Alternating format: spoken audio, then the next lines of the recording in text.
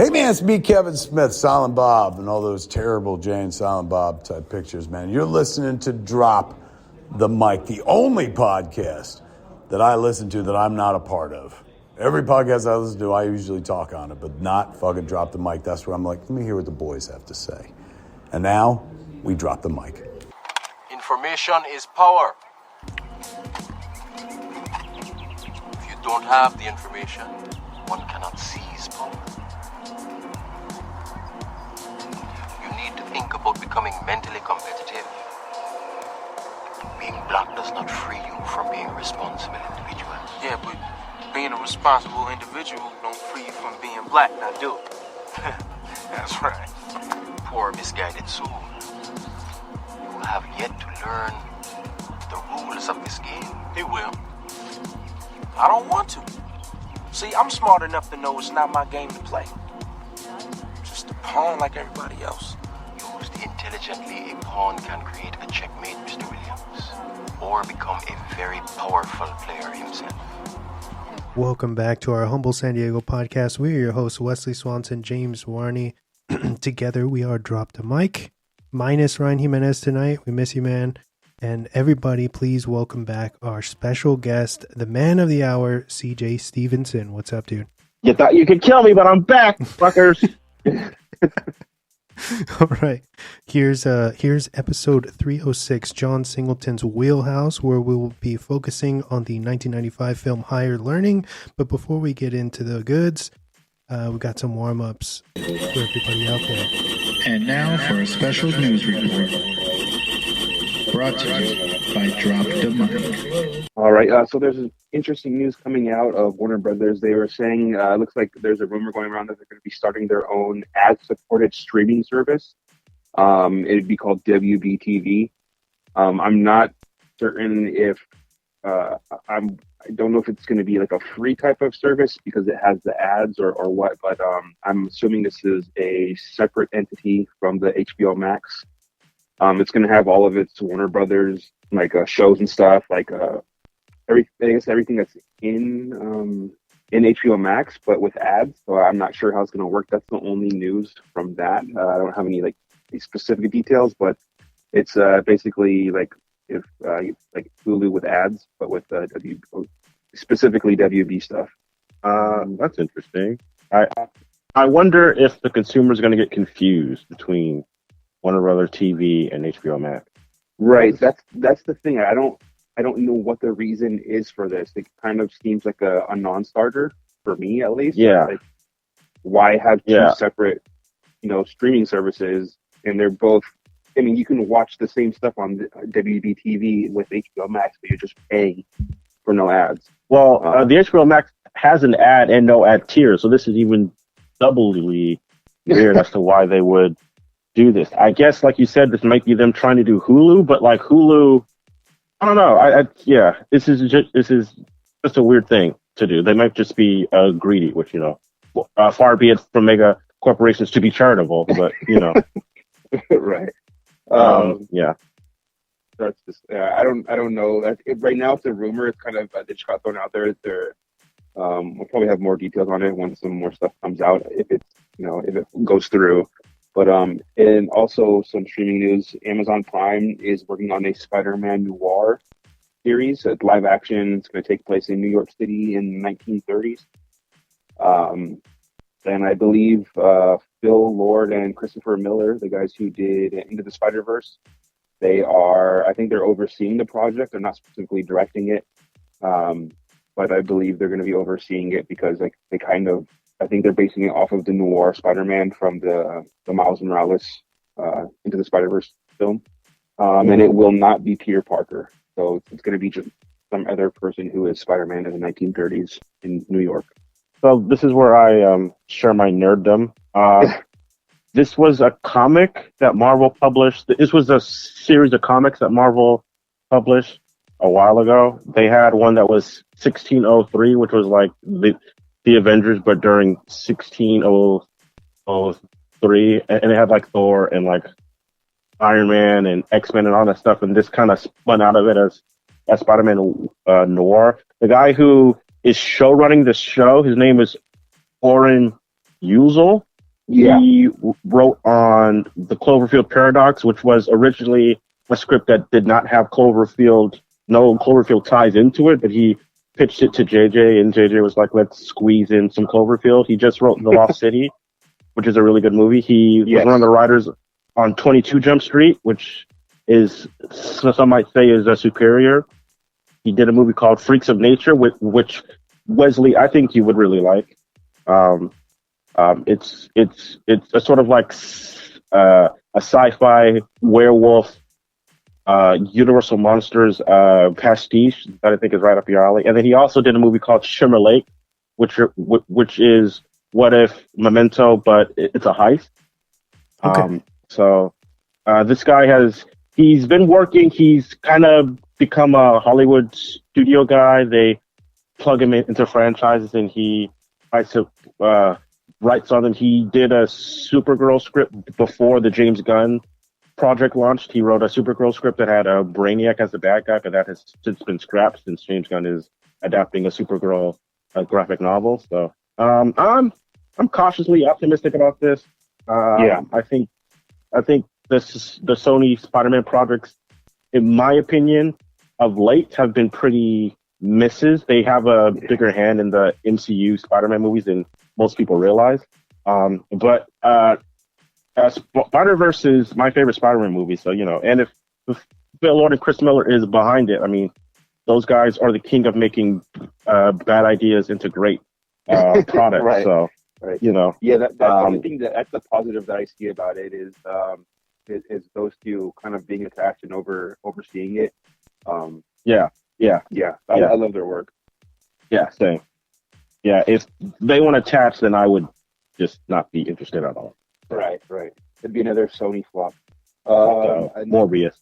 Yeah. I still haven't seen that, so I don't want to say but like I've heard. You could make a good judgment. It's probably that. Yeah, that's true. I think I have two more pieces here. It looks like Matthew McConaughey is going to be. It looks like kind of taking the reins on the Yellowstone franchise. I believe.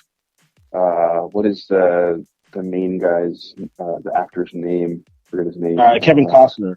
Yeah, Kevin Costner. I guess he's stepping away from the lead role. And I guess this is going to be some kind of spin-off, which is going to take place in the current timeline that they're in. It's not going to be like a prequel like the other ones have been.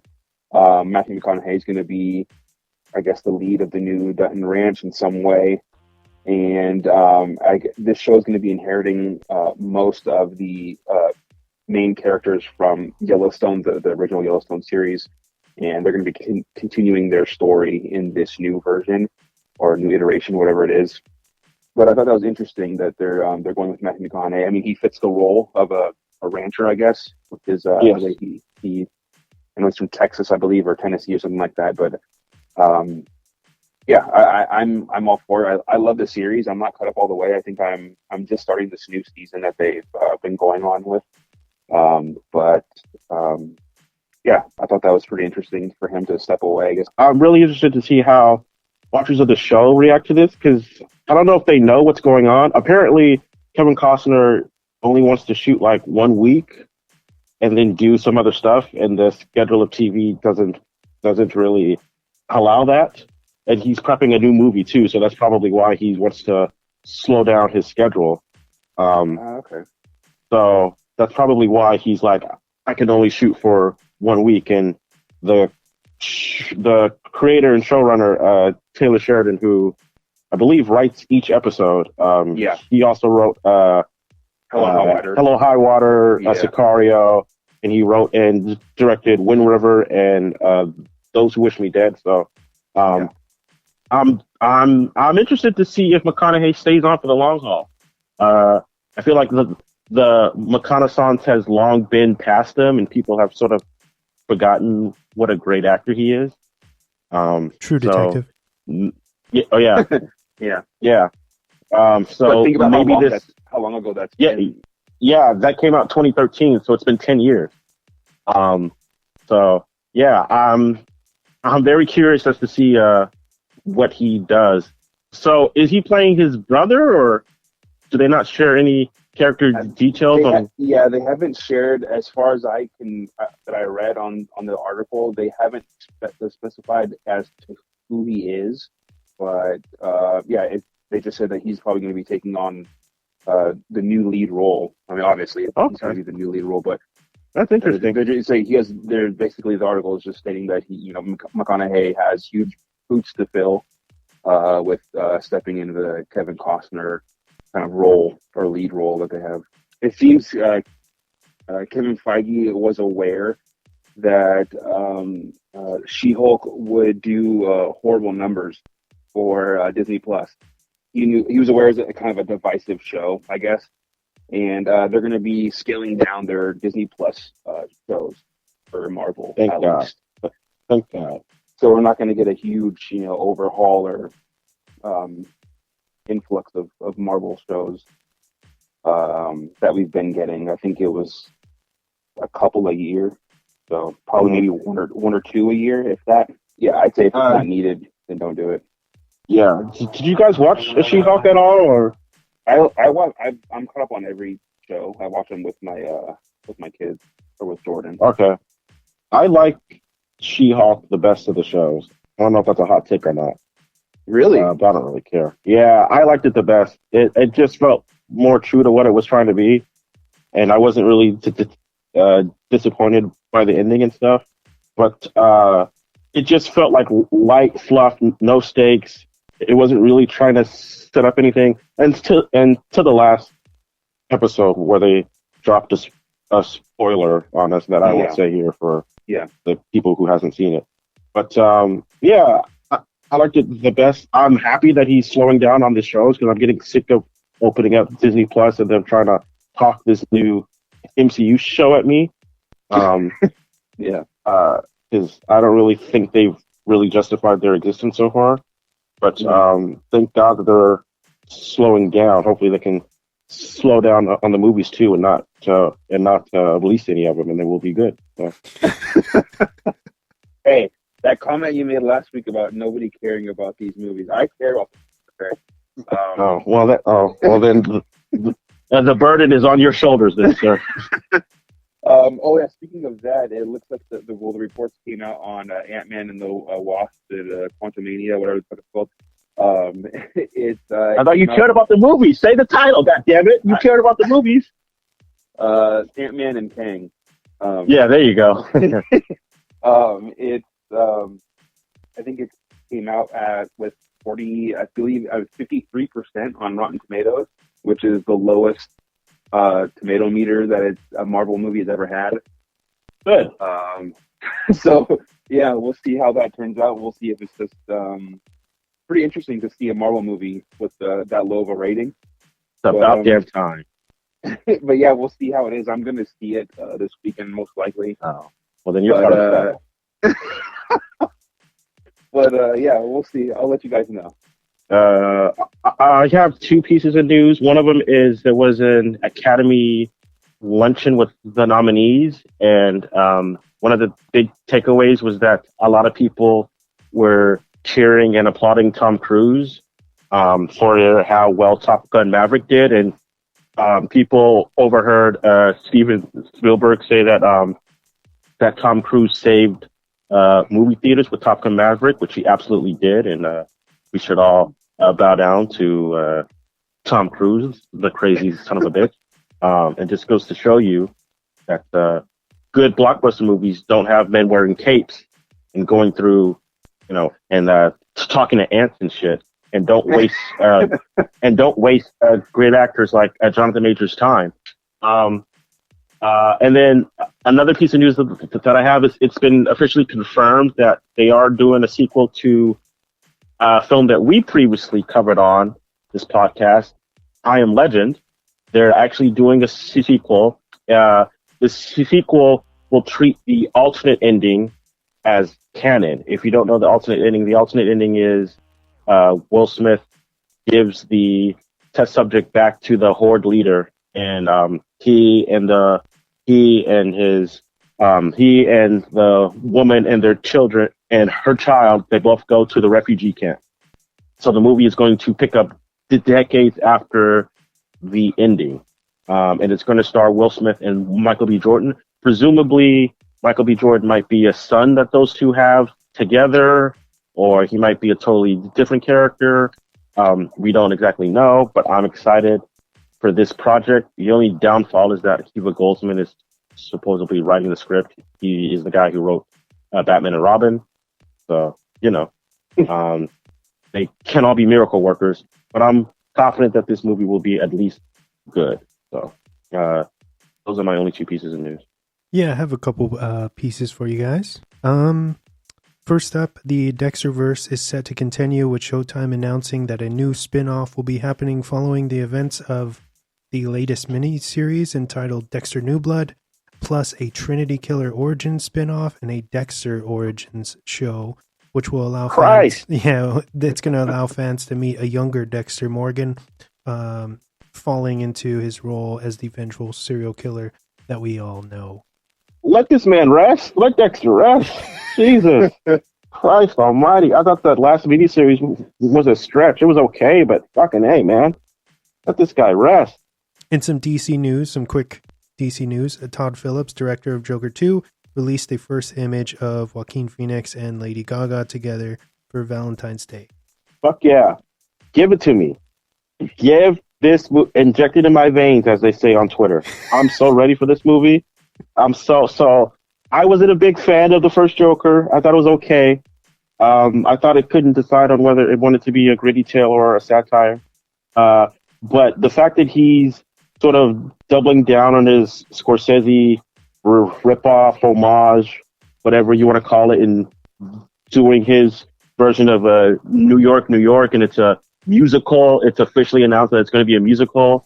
Lady Gaga has, in my opinion, become the most interesting working actress in Hollywood right now after A Star Is Born, which she probably should have won the Oscar for, and House of Gucci, which she should have been nominated for.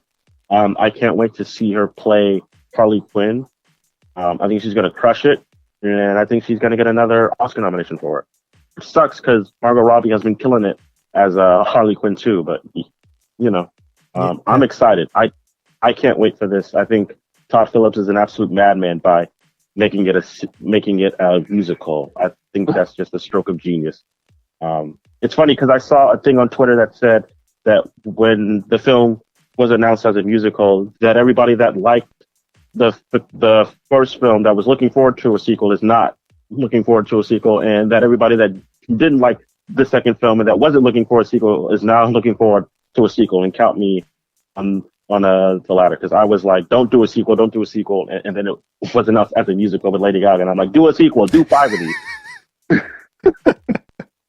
So, moving on, the latest Scream film is getting a lot of marketing attention, with the theater Cinemark chain releasing Ghostface-themed popcorn buckets that are sure to get all of us genre fans excited. You can pick one up now at select locations. Did you guys see them yet? But I wanted to ask you guys, I recently saw the trailer when I went to go see Magic Mike: The Last Dance, which is a great movie. I felt weird having a Scream movie without Neve Campbell. Do you guys think that's going to hurt this movie's reception or box office that she's not in it? Or do you think the franchise is strong enough that it doesn't really care anymore? Honestly, I do. I think that it's going to be weird for a lot of people. And I hope that either they pulled the rug out from under us and she's in it, and they were just, kept it like under wraps, which would be ingenious if I'm right, if my theory is correct. But if not, hopefully they just pay the woman what she deserves, and we'll bring her back in the next one if they do a next one. But depending on how good this next movie is, we'll see if the franchise has legs without Sidney Prescott, I suppose. Mm-hmm. Mm-hmm. James, thoughts on this? Yeah, I think, like Wes said, I think this is going to be a test to see. And if she's not in it, I think it will be some sort of test to see, like you said, TJ, if the franchise is strong enough to continue without her. But I also am in the same boat with Wes, thinking that there might be some shenanigans going on in the background that we're not seeing. and hopefully we'll see her either make a cameo of some sorts, or I don't know, maybe she'll be in it and she'll die right away. Who knows? And that'll be like a huge shocker. Yeah, I'm excited. Regardless, either way. What Cool. what do you think, CJ? So I don't know. A part of me, when the discussions broke down that she wasn't going to come back because they weren't paying her enough, a part of me felt like that might have been a ruse, and that they want to hide that maybe she's a killer or something like that, which I kind of think would be a dumb mistake to do, that to reveal that she's like a killer now, which I think is dumb. I don't really have any. I don't know. I don't know, guys. That last Scream kind of lost my. I kind of lost my investment in Scream, and this was coming from someone who the first Scream is my second favorite horror film of all time, and I've liked most of the sequels, and I even defend Scream 3, which many say is the worst one. I actually think that's might be the most interesting one in terms of what it's talking about, especially now within a post-Me Too era of Hollywood. I think that film was on to some stuff that we kind of dismissed.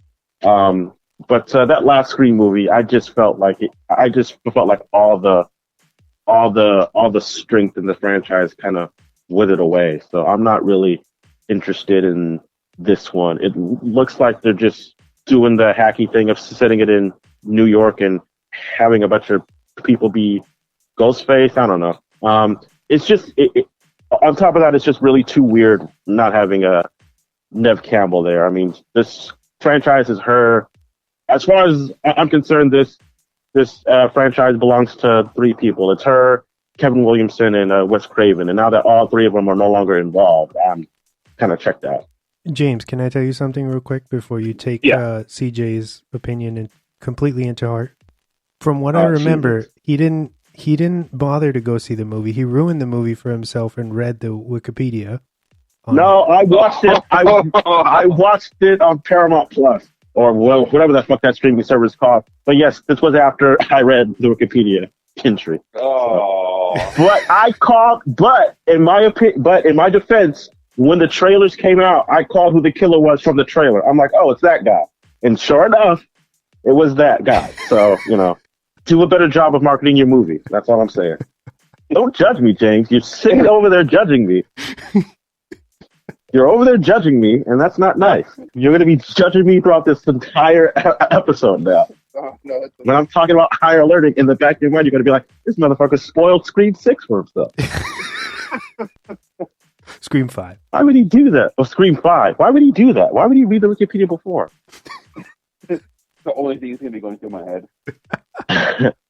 I'm excited about the popcorn buckets, and just excited as a fan for companies to be trying to market like a movie like this and do fun stuff like that for fans, because you don't see it, very, very often. So, no. To go off of that as a side tangent, to circle it back to the DC news, when James Gunn did his announcement on Twitter, about like 2 days later, each of the comic books that he announced were basically sold out on the Amazon and stuff like that. So that also ties back to your them marketing of properties and getting people excited and stuff like that. And I can't remember the last time, comic books online sold out just simply because someone announced that they were making stuff on Twitter. That's also really cool too. And now it's time for the weekly recommendations. All right. So I have a couple. My first one is the new season of Hunters, the new and final season of Hunters, which was surprising to me when they dropped that news. But definitely check it out if you're a fan of the first season. We've probably already started or finished the second season. I got through it in about 2 days. I think it's about 10 episodes. It's really interesting. Love the show. It's on Amazon Prime right now. And my second one is Puss in Boots: The Last Wish. Watched it last night, actually. It was very funny. And I feel like I don't know if they're going to continue or bring back the Shrek stuff, but it almost feels like that's the direction they're going. But this was definitely entertaining movie, not only for if you have kids or you're watching it with kids or you just want to watch this movie in general. It's a good movie, regardless if you watch it with kids or not. Very funny, a lot of adult themed jokes, like always in these movies. And Antonio Banderas kills it as Puss in Boots. Yeah, check it out if you haven't either. I think it's available in theaters with a couple of shows a day now because it's almost at the end of the run. But you can also either rent it digitally or buy it, which I did digitally. Man, this fucking Shrek nostalgia is real. I was in the grocery store, and the cashier and the bad guy were talking about Shrek, and the bad guy was saying how much he quotes Shrek daily. I'm like, this Shrek nostalgia. I didn't know that Shrek would be such a cultural footprint for people within our generation. I had Shrek and Jack Black are out here eating well off of our nostalgia. No, that's for sure. Yeah, eating well. So, and then I saw a thing with Eddie Murphy, and he said that he would do Shrek 5 in a heartbeat, and that he loves playing Donkey. So we might be getting a Shrek 5, especially since Cameron Diaz just announced she's coming back out of retirement from acting.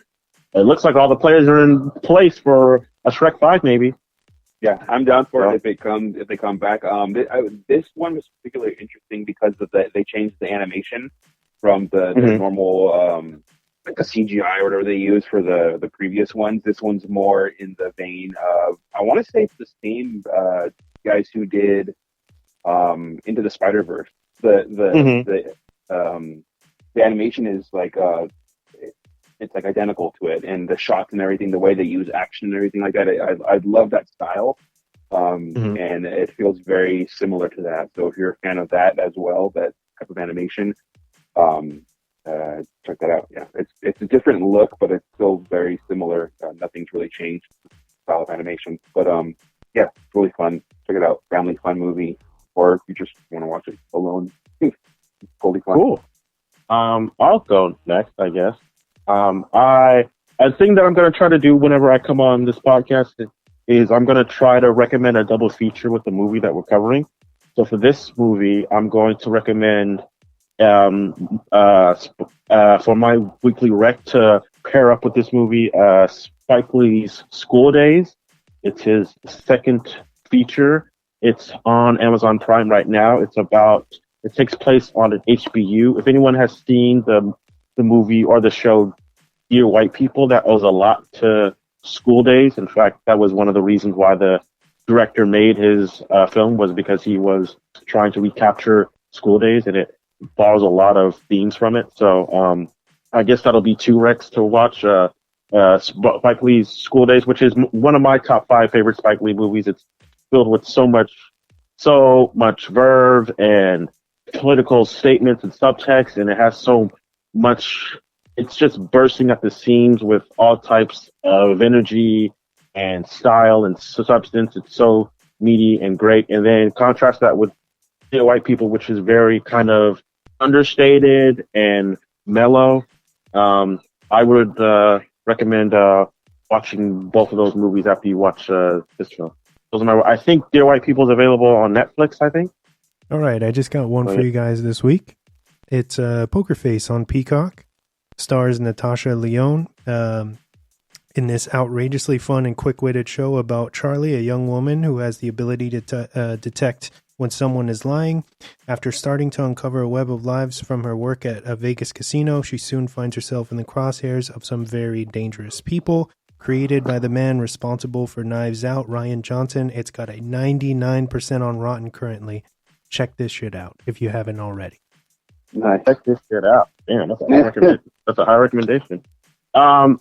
Wesley, on the topic of Poker Face, how does it compare to Knives Out? Is it much more loose and fun, or is it like about the same tonally and stuff, or I think it's a little more like loose and fun, as you put it, but very, very sharp in the way that Knives Out is. Not as a, that sounds like a bad pun, but yes, it's the dialogue is so fucking good, and you just care, like everything is magnetic, episode to episode. Right. I'm about 4 episodes in, and I can't recommend the show enough, especially if you're a fan of Rian Johnson's work. Check out both of those, Poker Face and Puss in Boots. 5, 4, 3, 2, 1. And now for the movie focus of the week. So we're talking about Higher Learning. It's rated R. It's from 1995. It runs at 2 hours and 8 minutes, and it's got a very low 45 on Rotten. What's up with the Quantumania there, DJ? Oh, don't do that. You're only going to make me mad. You're going to make me mad. You're going to make me mad. You're going to make me mad. I will say this to your listeners. If you have watched this movie that we're covering, Higher Learning, and you go watch Ant-Man Quantumania, and I dare you to come back and tell me that Quantumania is a better movie than Higher Learning. I dare you. I dare you. I double dare you, motherfucker. I'm leaving that in. I'm leaving that in this clip. Leave it in. Leave it in for your listeners. If you come back and say that Quantumania is better than Higher Learning, you have some priorities that you need to address. Good people. Hit us up on the Instagram. That's right. Or the Twitter. Yep. Yeah. Hit them up. Don't hit me up because I'm just going to laugh at you. All right. Back to my intro. Written and directed by the great John Singleton, R.I.P., starring Omar Epps, Ice Cube, Regina King, Lawrence Fishburne, Tyra Banks, Busta Rhymes, Michael Rappaport, and Wesley Swanson. The film centers around 3 college freshman character stories, all taking place at the fictional Columbus University in the mid-90s. You have Malik, a track star athlete, Kristen, who struggles with her sexual identity after being assaulted, and Remy, who is recruited by a white nationalist group after feeling out of place. Higher Learning takes the heavy drama style that writer-director John Singleton was known for and places it on a multicultural campus. The tension is unrelenting, and the ensemble cast really delivers some hard-hitting performances. The bigger social issues at hand seem to be racism, sexism, rape culture, and gun control. And as entertaining as the film is, the choice to take on so much in a single film slightly holds its potential back a ways. But overall, Singleton crafted something brutally honest, gripping, and above all, still relevant in today's climate. 3.5 peace signs out of 5. Thank you. And that's the podcast, ladies and gentlemen. Thanks. Have a good night. Thanks for coming. Rate, review, and subscribe. Thanks. Thank you, CJ. But I'm gonna open up the floor as per usual to you, and just let everybody know, let the listeners know, and us as well, why you wanted to talk about this movie in full. I have been thinking a lot about John Singleton these past few months. So full disclosure, a podcast I listened to called Blank Check, they cover directors' filmographies, and it's about directors who have massive success early on their career, and they go on to do what they call blank checks, which is basically Hollywood tells them that you can make whatever you want. And they cover John Singleton, and I was a fan of John Singleton without realizing that I was a fan of John Singleton. And when they hit this movie, I didn't know that this was a movie that he did. And I had never seen this movie. There's a podcast that I listen to called Higher Learning, which I can only assume is based off of this movie. I just felt like after I watched it, I was shocked by how much stuff this movie packs in and how much of it is still being talked about. Like, we just had another mass shooting on a college campus, if I'm not mistaken. Michigan University, yes. Yeah. And there's just so much of this movie that's so relevant to the dialogue between Ice Cube and Omar Epps, in which Ice Cube asked Omar Epps if he would kneel or sit during the Pledge of Allegiance at a football game, and John Singleton himself, before he died, he rewatched that movie after the Kaepernick thing, and he was shocked that he put that in there during a 20-year or 25-year retrospective that they did. He said that he was shocked that he put that in there and how much that's relevant now. I don't necessarily agree that this movie tackles more than it can chew. We can get into that. I like an ambitious, messy movie. Those are some of my favorite movies. That's why I liked the Michelle Yeoh film that just came out. What's it called, Wes? I'm blanking on Everything. Yes. Everything, everywhere, like all at once. Yeah. That movie also to me is a big sort of messy film that tackles a bunch of stuff, and I love the ambition of something like that. And yeah, I just thought that if I was ever going to have a platform to discuss this movie, I could hijack my friend Wesley's podcast and talk about it with you guys.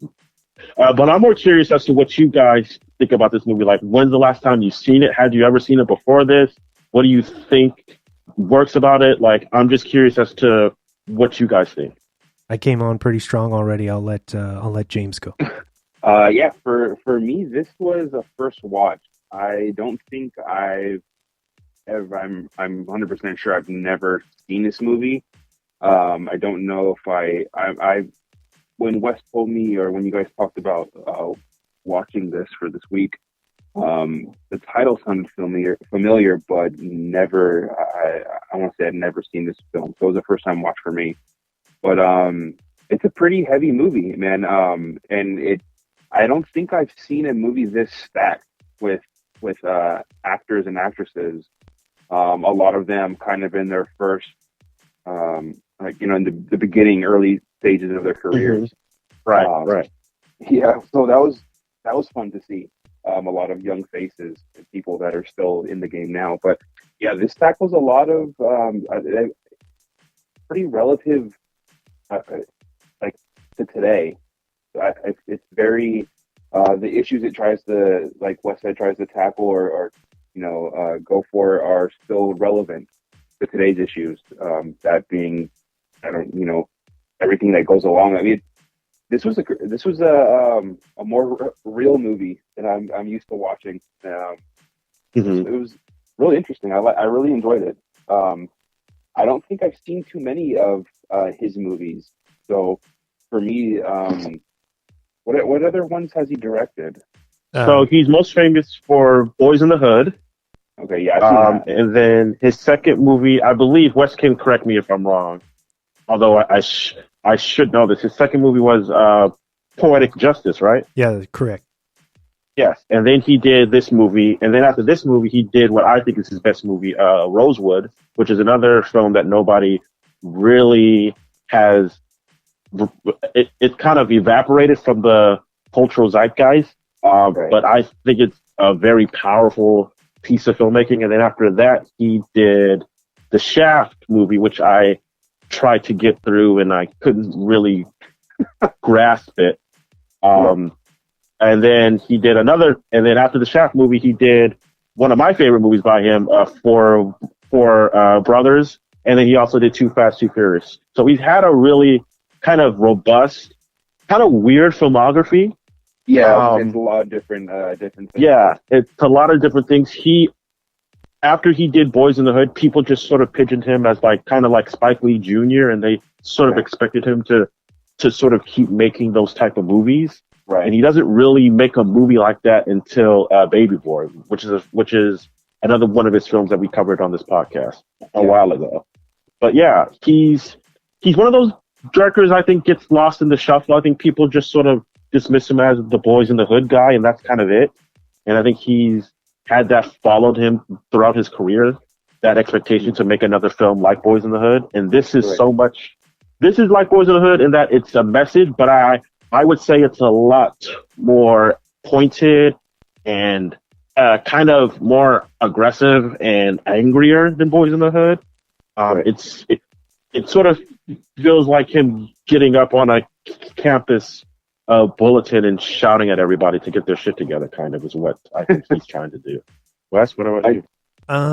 I had seen this movie, excuse me, beforehand a few times. Actually, one of our collaborators, Admiral Atlas, aka Vic, told me about Higher Learning, and Higher Learning at that point when he told me about it was one of the very few John Singleton movies that I hadn't seen up until that point. So I saw it. I seeked it out.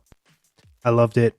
I've seen it a few times since then, and then of course I watched it again in preparation for the podcast. I think it's very hard hitting, but at the same time, it's very much, as I said for the title of the show, it's very much John Singleton doing his thing, but just really diving into more, how do you say, like perspectives, which is admirable, and I feel like he did a really good job at that. And to kind of piggyback off of your statement, CJ, about you saying that this feels a lot more angry, I think that has to do with was the Rodney King riots and everything that kind of turmoil that was happening around that time kind of bled through onto the screen. But going back to me saying that I feel like this tries to do so much, it's good. And it does a good job. It does feel very messy, and there's not, very much closure, which could have been intentional, but I would like to have seen, and I think it exists, like a director's cut. There's supposedly somewhere a longer cut of this film, and I think it would be cool to check that out, because it just seems like once you start getting to the end, that everything just feels like everything just kind of like all of these people clash, and it feels very, very fast for me. Yeah. But I think it's a minor issue in the grand scheme of things, because you have this fucking dynamite cast, Tyra Banks in her first role, and although she doesn't have very much screen time, she's actually pretty fucking good in this, in my opinion. Yeah. She's really good. Yeah, I love her message to Malik was kind of like when he's like, he's like, I'm tired of being a thoroughbred. I'm, running for the white man, and that's all they want me for. And then her whole thing was with like Malik, how many people would kill to be in your shoes, like to be where you're at, like going to school and like you getting a scholarship and all this stuff, and she, like, you can tell she sees the potential in him, and right. he kind of gets caught up in the whole movement that he's trying to follow, I guess. And then the scene with him and Ice Cube when they're I forget what the author of the book he's looking for in Ice Cube's collection or his personal library. And he gets super excited when he asks for it. He's like, "Oh, what do you?" He's like, "What do you do? Why do you want to read him or whatever?" And he's like, "Oh, it's for." Is it forgive me? I watched this movie a few days ago, so my memory of it is a little bit fuzzy. Is it James Baldwin that he's looking for, or is that the wrong author? It might be I can't put my name on it. That doesn't sound like the name, but it could be. I'm not 100% sure, but it's a big time author, and he's like, he gets super excited, and he's like, "Oh, it's for a paper," and he's like, "Oh, that's all you're doing? That's the only reason you want that? Don't you want to feed your mind?" And like that, and that was a really like a powerful scene for me, even though like it was really small. It's just his character kind of being like, "Oh, you're learning just because you have to, or you're not even really learning. You're just consuming this information just because someone's telling you to, not because you wanted to better yourself and further yourself, mentally." I thought it was a pretty powerful scene, even though it was pretty minor in the grand scheme of the whole movie.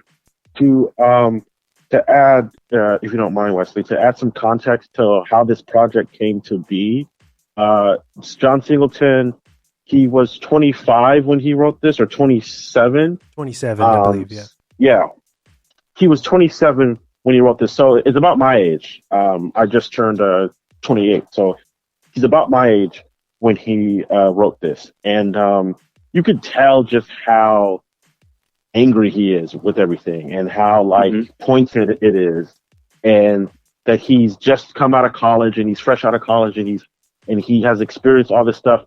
I believe the scene where Malik gets yelled at for wearing, I believe, it's a Black Panther hoodie, right? That he gets yelled at. That happened to him, and that happened to John Singleton in real life, and that was sort of the impetus for writing this movie. He wrote He wrote the role of Malik for Tupac, and Tupac was supposed to play the role because they had just worked together on Poetic Justice, and I think he wanted Lauryn Hill originally for the Tyra Banks role, but Lauryn Hill couldn't do it, and he hired Tyra Banks, and the two began dating, I think, around that time.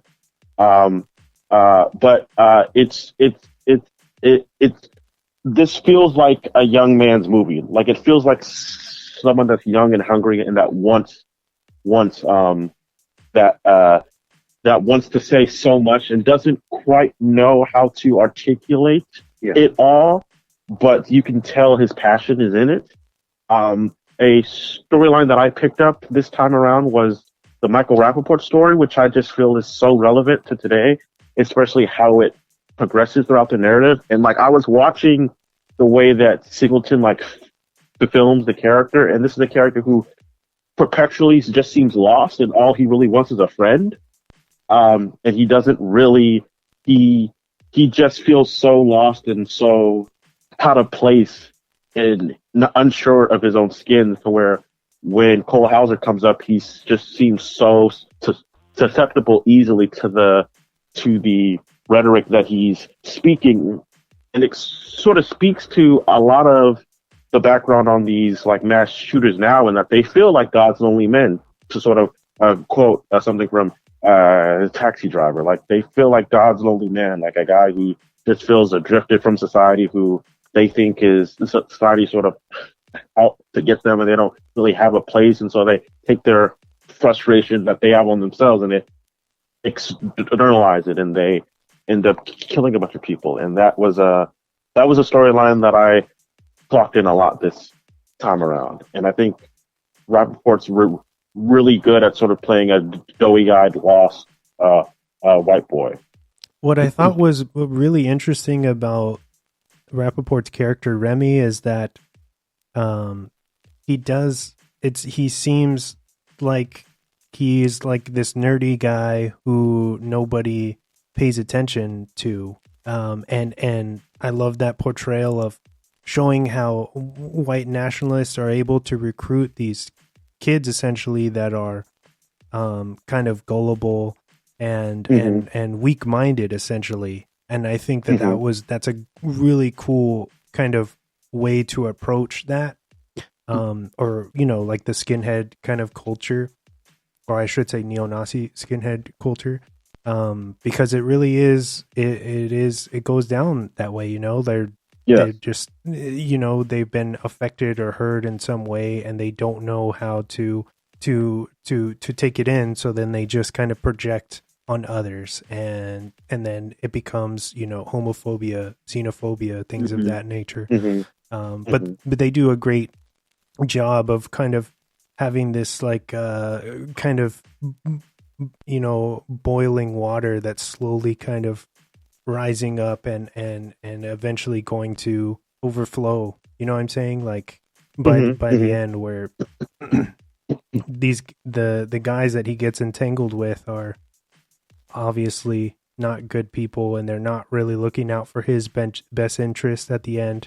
Right. And, and Remy kind of pays the ultimate price. This is a good segue into I wanted to try to kind of talk about like those main character focal points a little bit. Sure. More, if you guys are down with that. Yes, of course. Somebody that we've left out was Kristen, who is played by Christy Swanson, and she's this kind of what seems like a spoiled kind of rich girl from Orange County. She's a freshman. And she's, immediately she gets in the elevator. The movie's just starting. She gets in the elevator with Malik, who has no kind of bad thoughts or judgments towards her whatsoever.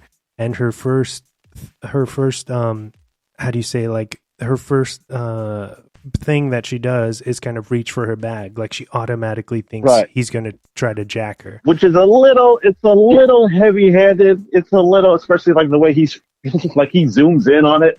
Like, I get it, John, but it also is just sort of, I think the payoff of that scene is the look that Malik gives her, like, really, bitch, really, which I think is what kind of sells that scene. Absolutely. But going back to Kristen's character, so she's struggling to fit in as well. Obviously, she's a woman. She goes to this kind of frat party with her friends, or supposedly they're her friends, but they kind of ditch her. Mm-hmm. She ends up meeting this guy who takes advantage of her. There is consent there at first, but she wants to use protection. He refuses. And essentially a date rape kind of ensues. And nobody really does anything about it. And that is really speaking to me on the perpetuation of rape culture and how this is kind of just the whole kind of boys being boys bullshit that seems to happen. And then that brings us into was young Jennifer Connelly kind of takes Kristen under her wing, and they kind of, this is them, their story at least is kind of showing you how sometimes people, whether it be men or women, they turn to the opposite sex because of something that's happened to them in their past that was negative, and in this case it was a date rape that caused Kristen to kind of question her sexuality, and she kind of grapples with that throughout the film. So I feel like that's a very interesting point. There's a lot of talk of, kind of feminism, and there's a great kind of thing in the middle of the movie where Kristen is handing out flyers. And a guy tries to take one, and she's like, no, this is like a women's only club. And he was like, well, how can you be fighting sexism, but you're refusing to give me a flyer just because of my gender? Like, that in itself is sexism. The flyer says it's the sexism, like a fight against sexism meeting. And then he's like, oh, can I get one? She's like, well, no, it's only really girls that are going. He's like, well, isn't that kind of contradicting itself? Right. It screams poser right there. Go ahead, CJ. Oh, I was going to say, the interesting thing about that scene is how that kind of resolves is that she goes back to her dorm room where Regina King is her roommate, and they sort of have a talk, and she confesses what happened, and then the guy calls her. I think the guy's name is Billy, I think. Yes. He calls the room, and he tries to get her on the phone, and then he calls Regina King a black bitch, and she ends up calling Ice Cube. And the scene leads you to believe that they're going to seek retribution for Christy, but they actually end up getting retribution for Regina King, which I think is very interesting and a weird way to write the scene. I feel like Christy kind of gets shafted a bit because she was the one that was like physically and sexually assaulted. And what plays out ends up becoming more about whiteness and blackness, and how some white men view black women as sort of lesser and all that stuff. Which I think is an interesting thing that the movie is one of the things that this movie wants to talk about. And that sort of leads into like the Ice Cube, the sort of function of his character is to sort of make Malik woke, if I could use that tired term, he sort of wants to wake up Malik to all the racial injustices that he faces and sort of make him aware of what it means to be a black guy on campus and currently in America at the time. And you contrast him with Lawrence Fishburne, who is playing I think he's playing a Nigerian professor who is sort of like, don't worry about the racial injustices. All you have to do is just make sure that you're doing the best you can do, and you have to rise above everything. And he's sort of giving him the kind of like respectability politics speech that a lot of elder states black people will give to young black people about, don't worry about the so-called social constraints on you. Just do the best that you can do and your reward will come. And it's an interesting contrast between the two of them. I feel like each main character in this movie, they have a pivotal moment that sort of shifts them and sets them on in the complete opposite path that they were on. And I have a question. Do you guys feel like the Christie plot kind of gets dropped a little bit in the shuffle? I feel like John Singleton realized what the movie was about as he was writing it, and I think he wants the movie to be more about the relationship between Rappaport and Malik and their trajectory, and I think the Christie plot kind of gets dropped. Do you guys agree, or am I off base? No, I completely agree with that. You never really hear about it again. At a certain point, it's irrelevant to the story almost. To a certain point. Her kind of closure is like realizing her pivotal moment. The shift is when, that guy kind of calls her on her bullshit, and then she organizes the festival where the shooting happens. So that's kind of her arc, is like she's trying to be a better person and organizes this thing, which becomes essentially like somewhat of a slaughter. And then you see her kind of at the end, like she feels responsible for the entire the entire thing, even though she wasn't. But yeah, I do agree. Right. I agree with your point, CJ, is where like her kind of subplot seems weaker compared to everything else. It like I said, it feels like John Singleton was sort of shifting through all this stuff and figuring out what he wanted to say, and he sort of landed on his main point at the end. I do think, to sort of jump around a bit, but to stay on the topic of the core characters, I do think that Malik in some ways his arc is interesting because he sort of gets radicalized, but I think his like pivot point is when he's trying to basically kill Rappaport for Rappaport killing Tyra Banks in a death scene that is it wrong of me that I chuckled a bit at her like screaming why as she was dying? Something about that just seemed a little bit too kind of like over the top. And she's like arms out, like she has like her arms out and she's screaming like why, and John Singleton is not a man that knows subtlety. I think that's fair to say.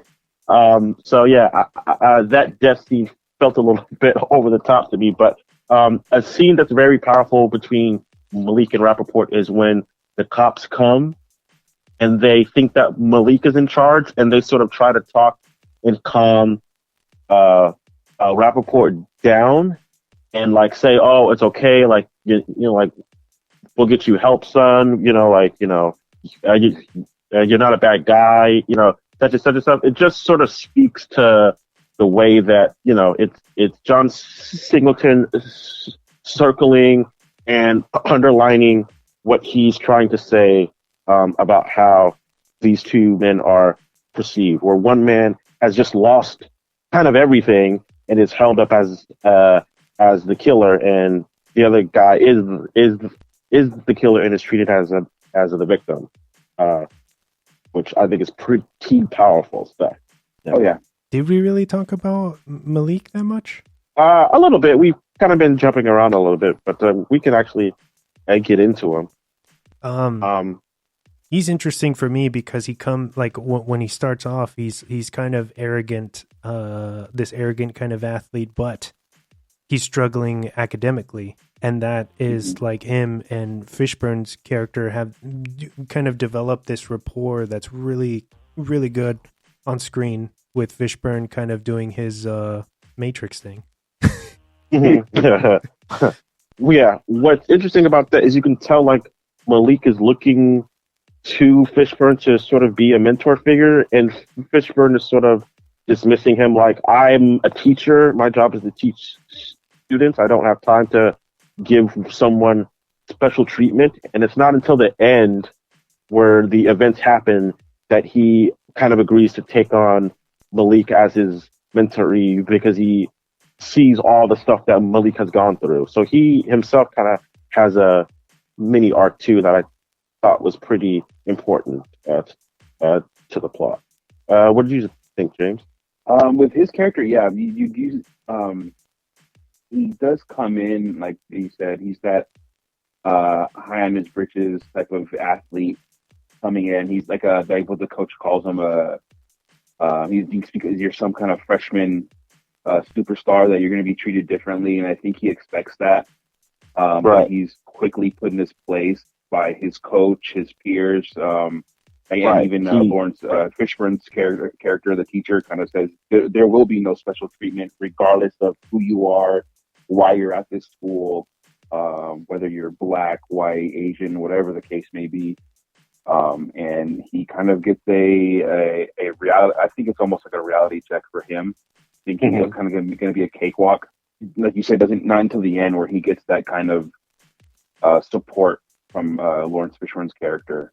But you run into those people all the time. I think people who are kind of they see themselves as greater than the whole. I think that's how he kind of thought of himself, the team. And then you see him struggle with school, and then also he's having a hard time, I guess, concentrating on his sport, which is track and field. I really like the scene with him and her name's Christy. It's Kristen, but the actual actress is Christy, I believe. Okay, Christy, yeah. When towards the end, it kind of comes full circle where she says, "Oh, we're in I forget the name of the class, but we're in that class together. I'm surprised She said it's funny that we haven't talked before." And then him kind of sarcastically, looking at her and being like, "Yeah, that it is funny. We haven't talked before." Knowing very well why she has never talked to him. Right. Because of his appearance. And then you get that whole thing that you mentioned in the beginning where she kind of wraps her bags in fear of him stealing them or doing whatever with them, which is it's a common thing that happens all the time to people who are not white or don't appear white. Whose story do you think is more, or arc is more stronger or stronger, stands out more? Okay. Stands out more. I think Singleton wants it to be Malik because he's the guy that kind of goes through the most change. Okay. But I feel like something in rewatching it, something in his arc felt lacking. I felt like there was a lack of a crucial statement there. But I'm not entirely sure the exact point that Singleton might be trying to make with Malik. I mean, Malik is an interesting stand-in for like how the athletes, specifically like black athletes, feel all the time. When they're sort of looked at as, there's the famous quote that some politician told LeBron James when he spoke out, I believe it was against the Trayvon Martin murder, and she told LeBron James to sort of shut up and dribble. And that's kind of what Malik feels like is going on with him. Like he's just being told to shut up and sort of accept your place and be grateful for what you have. And yet there's all these other external factors going on against him. A scene that I like is his scene with his coach, where his coach is like, you may be good, but on your best day, any of your peers can outrace you. And then when he does the race, he comes in second, right, or something like that. And he's the reason why they lose because he's just like 2 steps behind. Yes, and so like he's not even the best person in the race. So it's like, you can't just coast by on what you perceive as natural God-given talent. Like you have to nurture that talent and you have to work at that talent. Like you can't just assume that because you're quote unquote naturally talented that the world is going to open up to you, because it's not going to be like that. Like you may be talented at this given moment, but at any other given moment, someone hungrier is going to out race you. And I think what Singleton is trying to show Malik is sort of not humble him, but sort of remind him of the way, like you say, like give him a reality check. Right. But at the it feels a lot more punishing at the end when he has to be in the midst of a mass shooting and his girlfriend dies. The subplot I think might be the strongest is the Rappaport subplot, just because that has the most dynamic and clear storyline. Like it's very clear and it's coherent, and you can track him from A to B to C. Right. You see the growth or the falling apart of his character. Right. What do you think, Wes? I think a lot of this movie hinges on the kind of, how do you say, Malik and Remy's altercation in the dorm room when Remy pulls a gun. Yeah, right. And sort of gives that speech about how he's great and how he's superior and whatnot. Yeah, right. And that sets off, Malik to where he's not going to stand for this or whatever. And then, of course, there's a rumble that happens with Malik and Fudge or Cube's crew. They confront the skinhead crew where Remy belongs or has been recently taken in, and the skinheads lose, and that kind of triggers off the whole plot to shoot up the festival on campus. Right. Mm-hmm.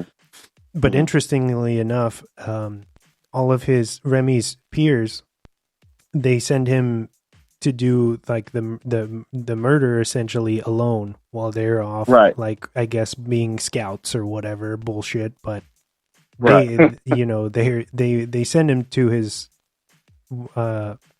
death pretty much, or what should have been his death. I mean, of course, I know he takes himself out because he was scared. But and that kind of trickles back to what you said about the kind of the play of race, where the cops come and they immediately think that Malik is the one at fault and that Remy is the victim, when it's it couldn't be farther from the truth. But the movie does a good buildup of showing the cops and their bias throughout the film,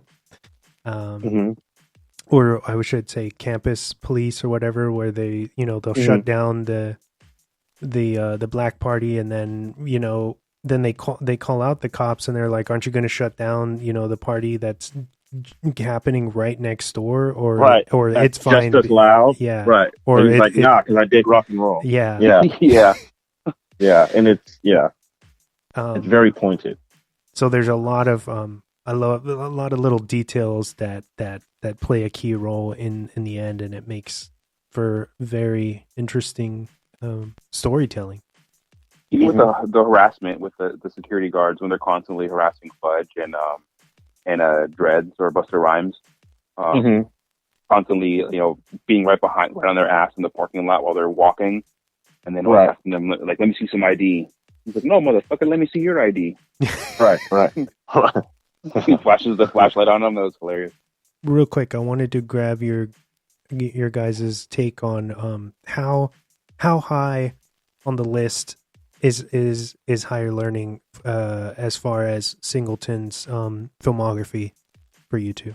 If I had to rank his movies, this would probably be either the 3 or 4. It might be 3 after Boys in the Hood and 4 Brothers. This might be, well, no, it's probably 4 after Boys in the Hood. Well, I'm sorry, after Rosewood, Boys in the Hood, Four Brothers, and then this would probably be number 4. But I would have to rewatch Poetic Justice to be sure. Before we get off the air, first of all, I'm really disappointed that this movie doesn't have a more of a outstanding kind of cultural footprint. There's not much on it. Same. Which is fucking really weird. So out of 5, real quick, guys, what would you rate this?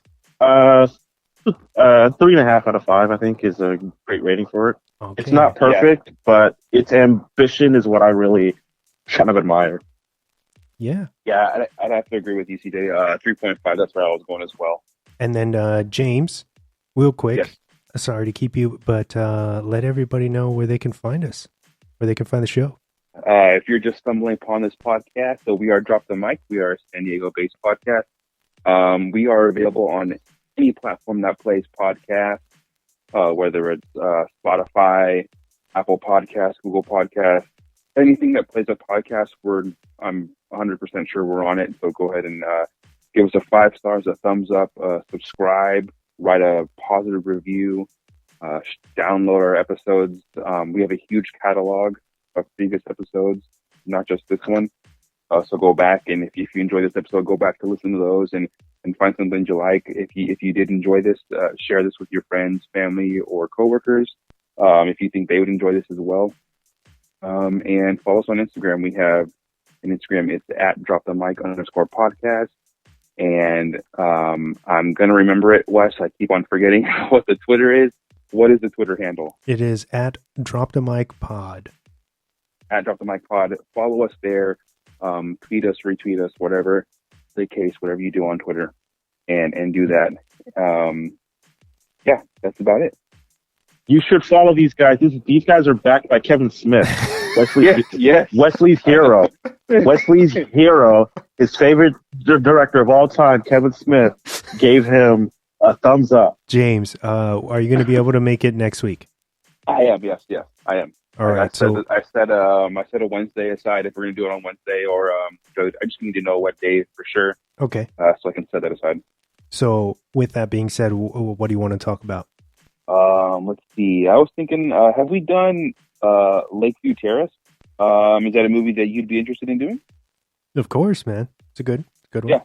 Sam Jackson going off the deep end of that movie. Yeah. Let's go ahead and do that one. That's a pretty fun one. Yeah. Patrick Wilson, Kerry Washington, Sam Jackson. I look forward to hearing that episode again. Thanks, guys, for letting me hijack your podcast again and talking about this movie. I think we did some good in highlighting this movie, which I don't think is... This and Rosewood seem like the two kind of forgotten films in John Singleton's filmography.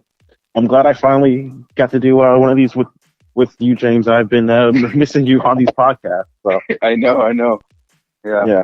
With that being said, this is Wesley Swanson, James Warney, and CJ Stevenson saying good fight and good night.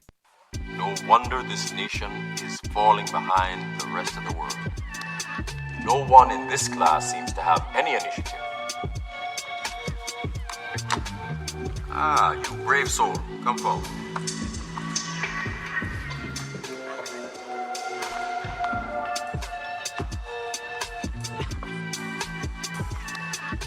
And what is your name, my good man? Malik Williams.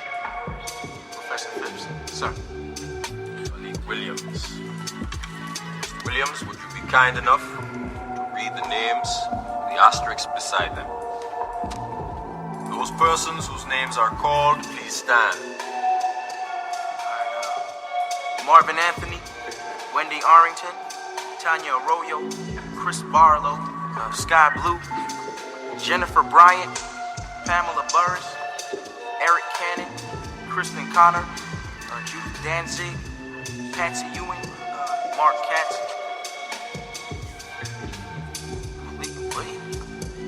What? Thank you, Mr. Williams. You have served your purpose. What's this for, dog? Those persons whose names were called and whom are standing, the university has instructed me to inform you that your financial bill as of yet has not been paid. You may leave and settle your debts, however you may not return to this course until you have done so. There are no handouts in the free world, and appropriately, none in by Goose. So,